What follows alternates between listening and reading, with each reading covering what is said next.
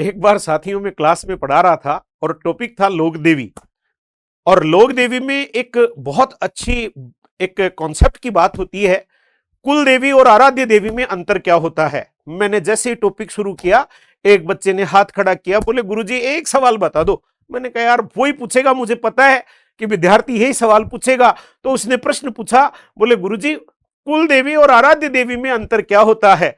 तो मैंने कहा यार तेरे को ही नहीं, मास्टरों को ही नहीं पता क्या अंतर होता है। मुझे आज तेरा कंफ्यूजन क्लियर करना ही पड़ेगा, नहीं तो तू सदा ही परेशान रहेगा।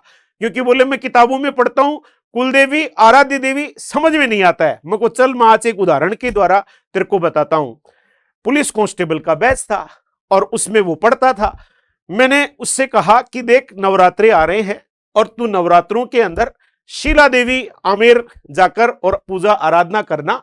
वो अपने 4-5 दोस्तों के साथ शीला देवी के मंदिर में गया और शीला देवी के मंदिर में जाकर वहां पर आराधना की, क्योंकि उस वक्त उसकी एक ही रिक्वायरमेंट थी कि मेरी कैसे भी नौकरी लग जाए। उसने माता जी से आंख बंद कर कर मन्नत की, हे माता मेरी नौकरी लगा दे। और नौकरी उसकी लग गई और उसने अपना जो पूजा घर था उस पूजा घर में उसने शीला देवी की फोटो लाकर लगा ली और वो शीला देवी की आराधना करने लगा। वो अपनी कुलदेवी की फोटो तो पहले से ही रखता था, क्योंकि हर वंश की कोई ना कोई कुलदेवी होती है। अतः कुलदेवी की फोटो तो उसने पहले ही अपनी पूजा के आड़े में रख रखी थी।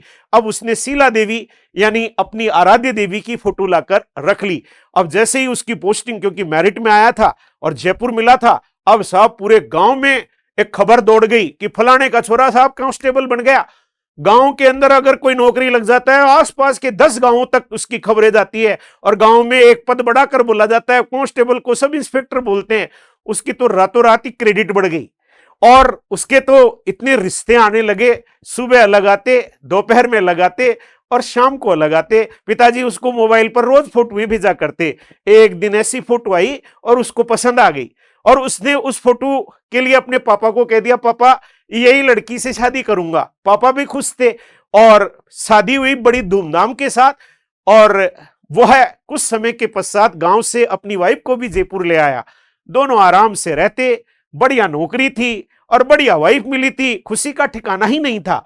अब वो 2-3 महीने में जब छुट्टी मिलती तो गांव चले जाते और गांव जाते तो 2-4-5 महीने, 6 महीने, साल भर तो बहुत खुशी के साथ गुजर गए।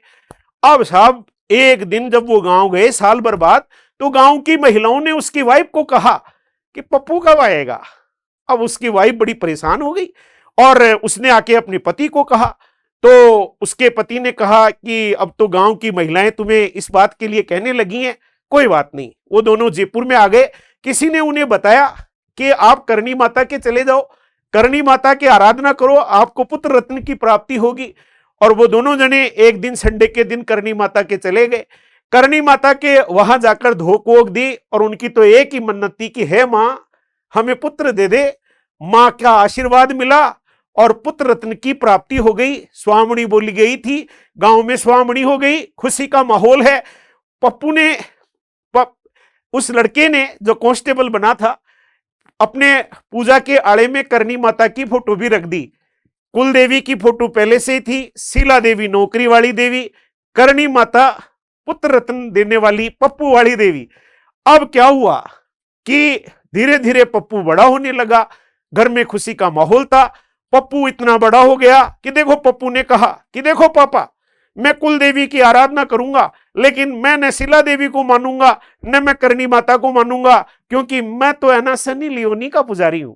अतः आने वाले समय में हो सकता है सनी लियोनी भी लोक देवी के रूप में पूजी जाए। जिस प्रकार अमिताभ बच्चन के मंदिर हैं, धर्मेंद्र के मंदिर हैं, सचिन तेंदुलकर के मंदिर हैं, हो सकता है सनी लियोनी का भी मंदिर बन जाए। तो आने वाली पीढ़ियों की तो यही देवियां रहने वाली हैं। तो इस तरीके से कुल देवी वंशानुगत होती है और आराध्य देवी स्वयं के द्वारा बनाई हुई होती हैं, जिन्हें अगली पीढ़ी माने तो माने या न माने तो न माने। मैंने इस उदाहरण के माध्यम से कुल देवी और आराध्य देवी के अंतर को स्पष्ट किया। यहां इसको अन्यथा न लिया जाए।